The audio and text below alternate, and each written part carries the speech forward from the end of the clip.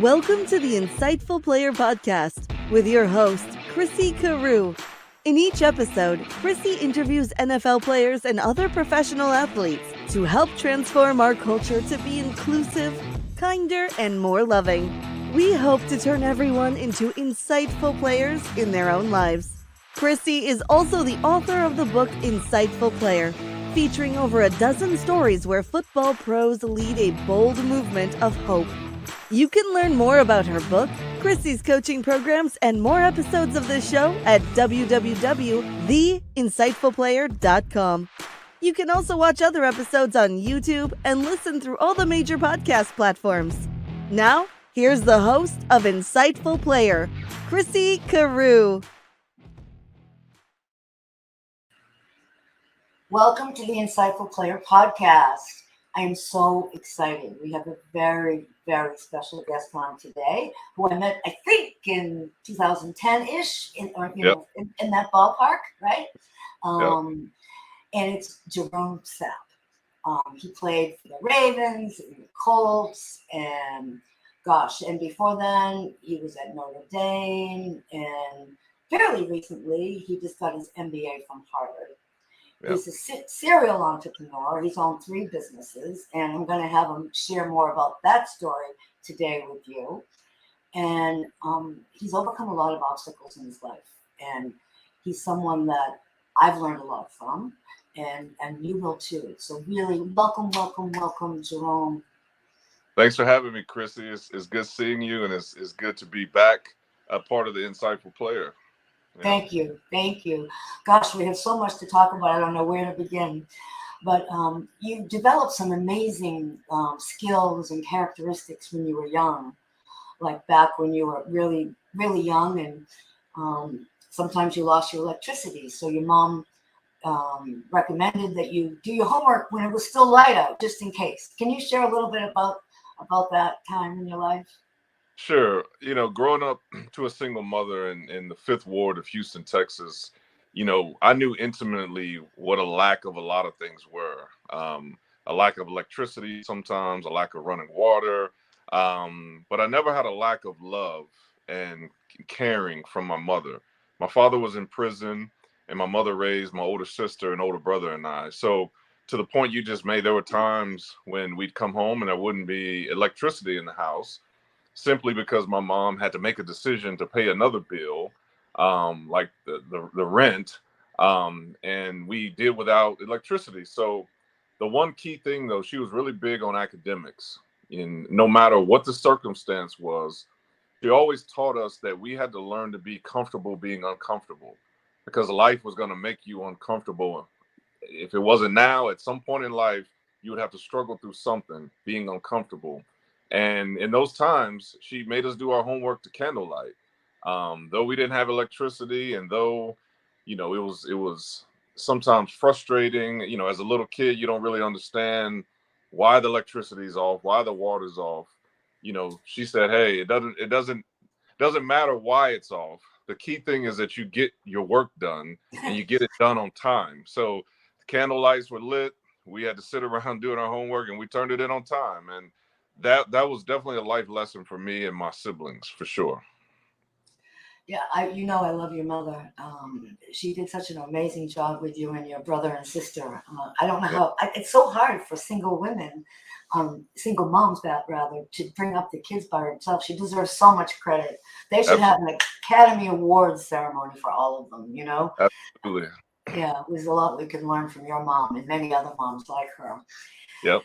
Yeah. So, and you had more interesting situations and experiences in your childhood when you were very embarrassed when you were out playing with your brother, and you were playing football, and you had food stamps that came out of you had them hidden in your shoe, and they came out, and you learned some valuable lessons from that, even though it wasn't easy at the time. Can you share that story?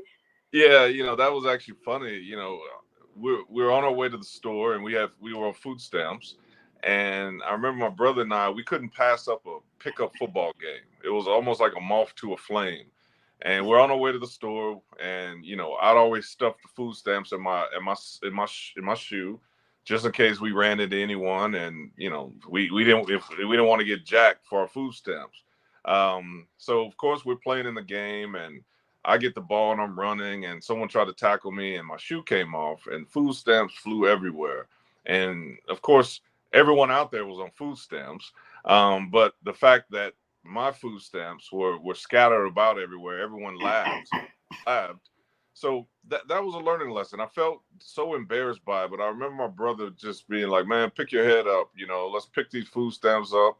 Let's go to the store and let's buy what we set out to buy. And getting home, my mom, was just you can't be embarrassed by the circumstances you're in as long as you're always thriving for something better. Her thing to us was always the world is bigger than what it seems. And you're outdoors. The things you see right outside of your neighborhood is not the world. The world is way bigger. So if you strive for bigger and you dream bigger, she was really big on reading books too, because you can read a book and transplant yourself in another time, in another place, and really expand your way of thinking about things. So we always strive for better. And that was the message after that food stamp incident. Listen, you shouldn't be ashamed of where you are right now. This is where we are. This is a reality. But also the reality is you're a young man, you're a smart young man, and you have the world ahead of you. And as long as you're thinking about the future, you're fine. So yeah. That's an amazing lesson. And I hope kids and adults alike, Yep. listen to that. And you're much more than your circumstance, and let that Absolutely. motivate you like it did you and your brother. Yeah. Again, I just have to salute your mother again. Yeah. And there's another incident, a time in your life when you went to Notre Dame, and you talked about how you didn't really have to adjust to the culture. The culture had to adjust to you. And you were a Yeah. very, very, very bright student. Yeah. And everybody, Jerome's very bright and wise. And some of the people have made some assumptions about you that weren't true at Notre Dame. Your study circles, can you share a little bit Yeah. about that? Well, I was fortunate. I grew up in a household that my mom taught us to love everyone and anyone and deal with people as they are, not what you've heard about, stereotypes, none of that. Like, deal with people as they deal with you, but be empathetic to everyone, because everyone's going through something. And, I grew up, playing chess with with dope boys and ex-convicts, and, having conversations with them. So I knew from the bottom to the top, I could talk with anyone. And fortunate for us too, my brother and I, we went to a high school that was very, it was a mixed school. So we were introduced to a lot of different nationalities and personalities. So when I got to Notre Dame, I knew how to talk to, I knew how to adjust to being at a school where it was 98% white people. Like, that didn't bother me.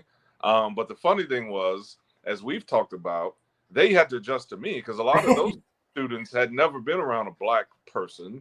So the funny part, they dealt with you from a stereotypical standpoint. Like, their interactions with you were based on perceived stereotypes. For example, yeah, I remember they were barbecuing in the quad one time, and one kid was like, "Hey, Gerome, you're black. You know how to barbecue, right?" Like, and I remember being like, "Nah, like, just put some meat on the grill and light it up, and you're good." But the good thing was I never took it personal. Some of those people I took for example, I took those ignorant moments and use it as a chance to educate some of them. And to this day, a lot of those, well, not a lot of them, some of those students are now some of my good friends. And I think it was them willing to be open-minded and learn that, hey, these stereotypes aren't always true. And let me open up my mind and actually take the time to learn something from this guy that I don't know nothing about. And as a result, like I just mentioned, I still have some of those relationships today, because they took the time and we took the time to actually speak to one another and say, hey, man, you probably shouldn't go up to someone and assume this, or assume that. And, that's life, though, right? I mean, I wish that's kind of a microcosm of the way the world should be, being open minded to other people. just because they're different or they believe in something different than you doesn't mean you have to believe in it, but the ability to be open-minded and empathetic to the reasons behind they do certain things. So yeah. That's one of the things that impressed upon me the most when I first met you, how, you felt judged at Notre Dame, but you didn't go there. And you felt empathy. They didn't know better. They hadn't exposed it. And you stood strong in your confidence. And you cared about them because they didn't know better. I mean, I admire that so much about you. If we could all be more empathetic, that's a huge missing right now in our world, isn't it, Gerome? Well, it is. And I think the way I grew up, I should say the way I had to grow up quick. And there were a lot of times when my mom wasn't around, but she raised us to be independent and strong and learn to make good decisions. That was her biggest thing. She gave us a lot of room to make mistakes, but she also trusted us to make the right decision too. So when I got up to school, like, I was already strong in myself. I knew who I was. And I knew where I came from. And a lot of those kids in Ivy League type schools never had to figure out who they were at a young age and have to stand on that too. So in a funny way, like, I looked at them as these insecure individuals that didn't really know who they were to begin with. So how could they really know who I was? So it was an incident where one of my dorm mates had a Confederate flag in their dorm. He was from Mississippi. Oh. And I remember walking by the room and being like, yo, like, what's up with the flag, man? And he was like, well, that's my state flag. Like, and I could tell he literally, it just went over his head. He literally he didn't even know what I was getting at, type thing. Long story short, 2 days later, I remember him coming to me like crying and being like, I had no idea this was offensive to you. Of course, at that point, he took it down, but he apologized. And we sat in my room and talked for maybe 45 minutes about what that flag meant. It was a deeper meaning behind it. But once again, Chrissy, in his credit, he took time to really understand from a point of view that he may not ever could understand, but just because he couldn't understand it didn't make it not valid, type thing. And him and I are actually friends to this day. So those are the type of interactions, as we talked about, the empathy, learning how to look at another person. I don't care how different they are. I don't care what their belief system is. But at least trying to understand where they're coming from. And like I said, you may not agree with them. You may never agree with them. But if you can talk about something and come to a common ground and look at each other as humans and create laws that reflect the world as humans and not just, a statistic or something like that, then I think we get somewhere in this world. Yeah. That's such a big part of who you are. I think you brought that out in that man, that young, back then, and you continue to do that. And that's what we all need to do, is be more open and listen, as you said, and understand. Try to understand where they're coming from. Like that fellow didn't even have any idea what that flag meant, right? Yeah, and so we need to, really slow down, just like you did, and have these conversations versus get so defensive, right? So we need you out in front of a lot of people speaking, because that's such a powerful message, Gerome. It really is. It really is. And your work ethic is through the roof, and you're unbelievable. As I mentioned earlier, Gerome is a serial entrepreneur, and I'd love for you to share those stories with everybody. Well, I mean, I think all ambitious people, including yourself, Chrissy, can understand wanting to be successful. And I think when I retired from football, when I retired from the NFL, as all ex-NFL and all ex-athletes, even people, you don't even have to be an athlete to understand this. If you have done something for a long time and been really good at it, and then you stop doing it, there's a certain level of depression that sets in, because it's a chemical imbalance now in your brain. Scientists have actually studied this, and they call it flow.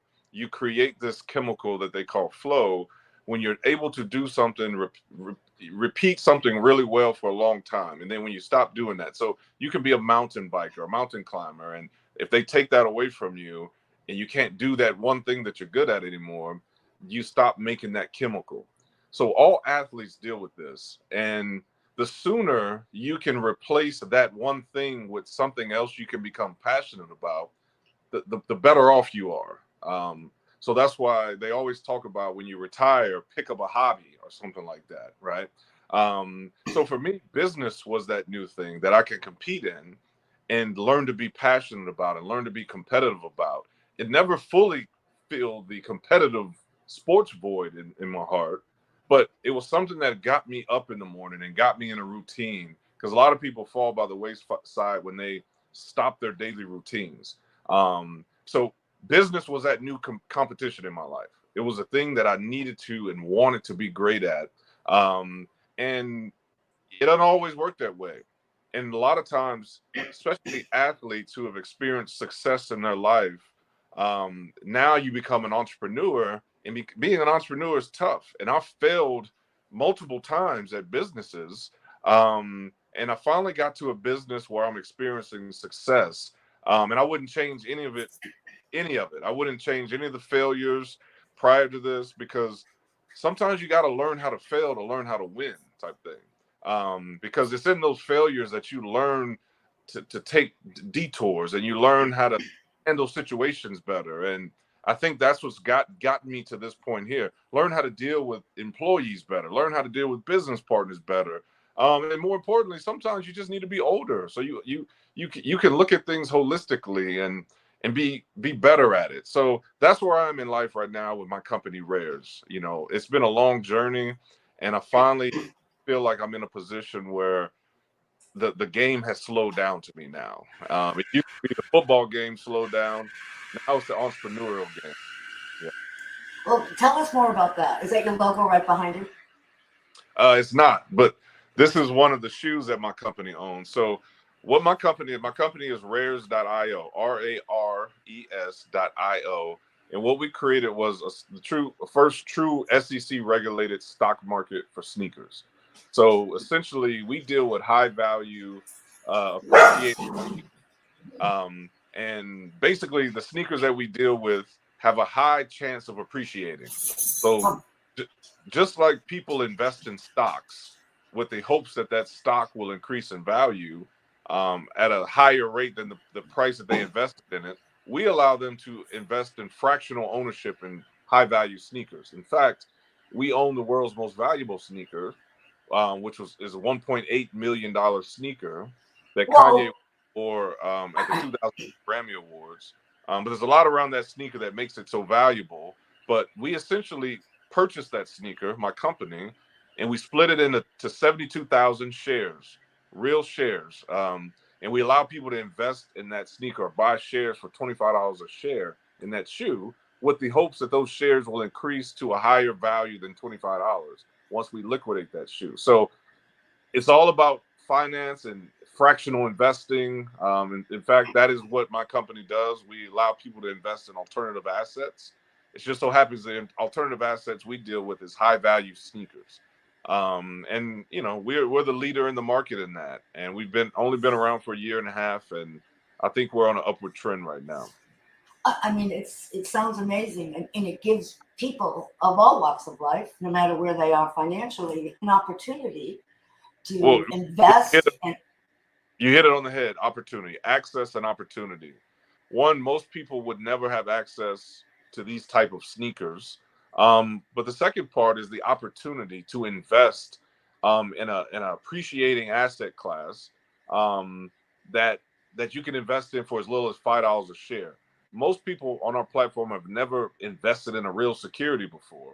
So why not make the first security they invest in something they're familiar with, which is a sneaker, a high value sneaker. So financial literacy is a big component of what we do. We want to educate people, not only provide the actual marketplace that allows them to invest, but educate them on why they're investing or how to become better at investing, so they can go on to more complex type of investments after they leave our platform. But it's our biggest thing is solving the chasm of access and opportunity, especially for lower income cultures and communities. And in the case of sneakers, we're the community, the low income cultures and communities that actually made the sneaker industry popular and valuable.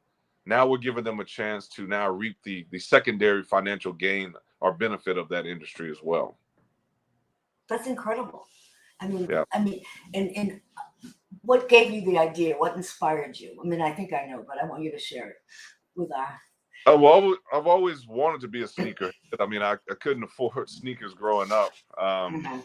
But actually, when I was at Harvard, I was going to class and someone stepped on a pair of my Jordan 11s. And I remember it was an accident. And I remember wiping them off and thinking, there's got to be a better way to derive value out of these appreciating sneakers, because I knew at the time that sneakers, from a return on investment standpoint, were outpacing gold, were outpacing the S&P 500, and even Apple stock. So if you can somehow create a marketplace and turn these into an actual security, you had something. So right then I thought about, well, what if you can create a stock market for sneakers? So at the time that wasn't legally possible. So I kind of set on the idea, and once it became something they changed the laws and regulations around the Jobs Act, this was possible. So now you can turn a sneaker into an actual security and allow people to own fractional ownership in it.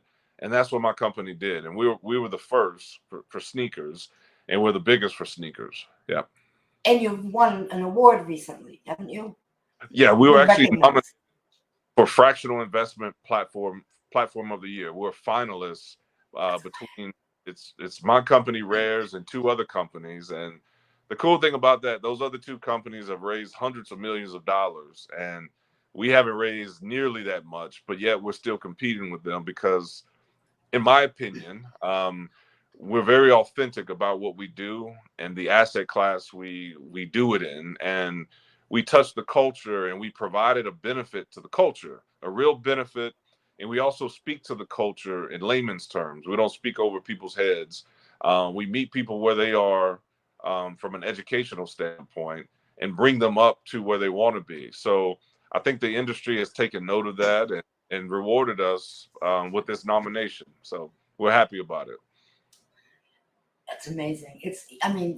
I bet it's that much sweeter since of the other businesses that you struggled with to get where you are today. Yeah, it is. It really is. But Chrissy, you know me, and like I mentioned, everything happens for a reason. You may not understand why it's happening in the moment, um, you know, and that's normal. But when you really think back on your life and you think about moments in life or failures in life, everything had to happen to get to a certain point. And for me, I'm at a point now where I'm able to look back at those failures and really pinpoint what I've learned from those failures. Because I never let a failure go by without dissecting it and being like, how could I have done this better?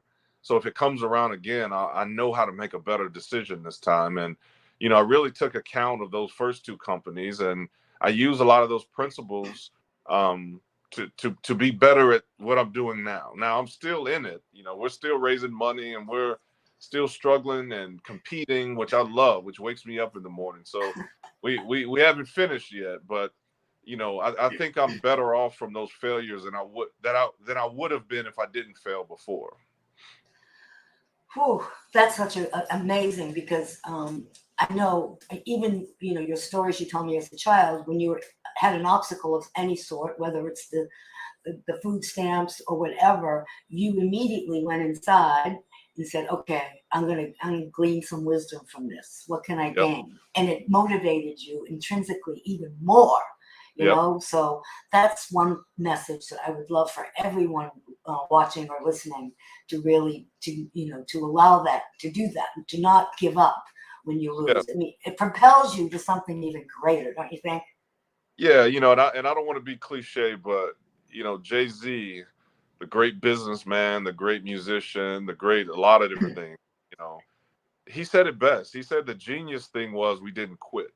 And it's very simplistic, but a lot of people don't understand that most people will quit around you before they get to the finish line. So even if, no matter what you're going through, if you weather the storm and you keep going, most people will quit before they get to the end. And all you have to do is finish to be the winner. And I think that's so profound. Like, life is hard. There's no sugarcoating that. Life is hard, and it's harder for some people. Some people start off harder. But the thing is, if you find something you're passionate about, you know, don't stop. As entrepreneurs, we sometimes find ourselves in a dark tunnel, and we don't know where the light is, right? Because it's dark, nothing's going right, no one's supporting you. You feel like you can't support you, and more importantly, you don't know which way to go because there's nothing lighting your way. And the one thing that I've always learned is, at a certain point, you got to light your own tunnel. Everything that's within you, you have to ignite to create that internal light, that combustible light from within you, to be the glow to light your way. Because sometimes it's not going to come. No one's going to come to save you sometimes. So whatever you have, all the experiences you had inside, you have to use that to light your own self up from the inside out, to glow yourself through that tunnel. And for me, that was something that I needed to do. And it was hard, but I ended up doing that. And I think that's the hardest part, is figuring out a way to light your own tunnel. And you get just enough light to find that light at the end. And now you have your North Star. So to all the entrepreneurs and all the people listening to this, sometimes you're closer than you think you are. You've gone through hell, and, you're struggling, and you're tired, and, you're irritated. But if you keep going, if you're really passionate about it and you really believe in it, and if you keep going, there will be light. There will be some reward at the end. So that's just an honest truth about it. Yeah, you're a living example of that, and thank you for sharing that pearl of wisdom, and pearls, plural. Yeah. Because often I've noticed, in coaching, that people are inches away from the finish line when they want to give up. They don't realize how close they are. Yep. Yeah. It's tough. It's tough, especially when you've been for a long time. And we talk about it sometimes, Chrissy, especially when you feel like no one's supporting you. And I've been there. With this new venture, I was told no 87 times, and I just filed for bankruptcy from my old venture, and it was like, something's got to give here, right? I felt like no one was listening to me, and I knew I had a good idea. So at a certain point, I said, well, let me stop pitching this to people who aren't receiving it, and let me do something myself. And I saved up for 2 years to build a prototype, because, like I said, I was told no 87 times, and no one understood it because there was nothing like it. But the biggest point of that is I didn't quit. I believed in something so much that I was willing to risk everything, for it. And here I am now with this company. But as a microcosm to everyone, we all have our own passions. We all have our own beliefs in something that we enjoy. And if you choose to make a business around it, just don't quit on it, just don't quit. Wow, 87 times people said no to you. Yeah, it was crazy. Yep. That is wild. Well, Yep. You're a wonderful example for the rest of us, Gerome. Yeah. And we're going to all talk about your business everywhere. Right, everybody? So we'll support you. You'll have to teach us how to do that. Well, thank you. Yeah. Yes. Anything else you want to share before you go into your shout out of your dear friend? I think, one of the messages you and I talk about is really everyone being an insightful player. In our own lives, we can all inspire others by what we do and how we do it and how we treat people. So I just want to echo that message, that you don't have to be famous. You don't have to be this. You don't have to be that. You can be who you are, but just be the best of who you are. And, Chris, as we talked about, lead with love and empathy, right, and honesty, and the world will be a better place. I think so many people want to cut corners or take shortcuts, and in taking those shortcuts, they're not honest. they're not 100% genuine with other people and themselves. And I think the world is reflecting that right now, whether it be through politics, through our daily interactions with people. But if we all just lead with love and empathy, we can all be our own insightful player in our own lives and amplify that message that you started so brilliantly back in 2010. So that's one thing that I wanted to say. Well, thank you. And you're right. We all can be insightful players for sure. And, so anyone who's watching or listening, because it goes to many platforms, if you have any insightful players in your life that people that are doing great things to help transform our culture to be more inclusive, kinder, more loving, reach out. We'd love to have them on. So we're starting off with our wonderful insightful players that are NFL players, other athletes, and we want everyday people to be part of this too. So please reach out. We want to hear your story.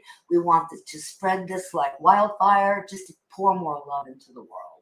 And Jerome's doing a lot of that for sure. So he has a shout out, and after he gives his shout out to one of his dear friends, Nate Boyer, I'm gonna conclude with reading a few of his guiding principles from my book. Yeah. So why don't you tell us about Nate?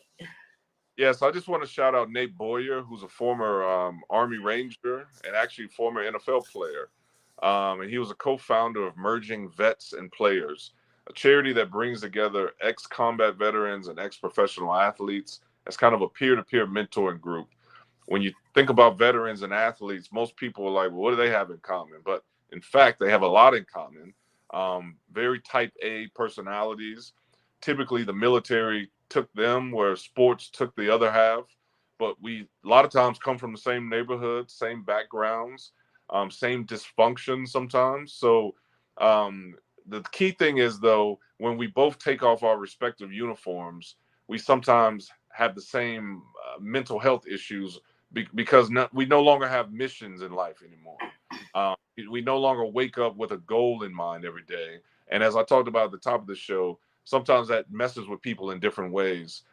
So this charity brings those groups together and allows them to really interact and learn from one another and grow from one another, and more importantly, help one another. And there's a movie coming out about it. Sylvester Stallone is one of the producers. Nate Boyer, as I just mentioned, one of the co-founders, is actually starring in the film as himself. And I just want you guys to look out for that film. It's called MVP, which stands for Merging Vets and Players. Yep. You guys are doing some beautiful work, and you've saved some lives, I understand, as well. Absolutely. Yep. Yeah, that's amazing. There's a theme that runs through all your stories in your life is authenticity. Yep. You're being so true to the best of who you are. Yep. You lead a values-driven life.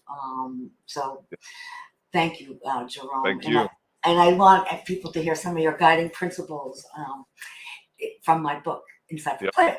And Gerome talks about use other people's differences as a learning opportunity. I just want to stress that. Find out why they see things the way they do. Get really curious, so you can understand. In fact, go beyond curious. Get fascinated, so they can feel heard and valued. And you can get into some very interesting conversations for sure.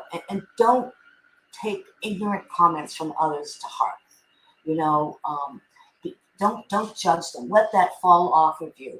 And as Gerome did back at school at Notre Dame, he just to realize they didn't know better. They didn't have the experience. Go out and educate them instead. That's a very powerful message, Gerome. And don't judge others. And don't judge yourself too harshly either. Judgment is really a killer, right? It does a number on all of us, So thank you so much. Love having you. Love being reconnected with you, Gerome. You touch my heart very deeply. Thank you, Chrissy. Thanks for writing the book and having me back on, and all the good things that you're doing in the community. I appreciate it. Thank you, and we'll do some more together for sure.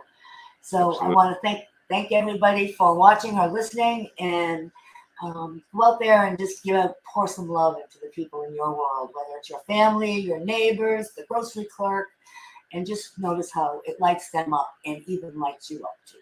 So thank you. Until next time. Bye-bye. The entire Insightful Player podcast initiative is dedicated to the late Tom Constantino. Thank you for watching and listening to the Insightful Player podcast with your host, Chrissy Carew. Chrissy is also the author of the book Insightful Player, featuring over a dozen stories where football pros lead a bold movement of hope. You can learn more about her book, Chrissy's coaching programs, and more episodes of the show at www.theinsightfulplayer.com. We hope to turn everyone into insightful players in their own lives. You can also watch other episodes on YouTube and listen through all the major podcast platforms. Thank you for your comments, reviews, and sharing the show with others.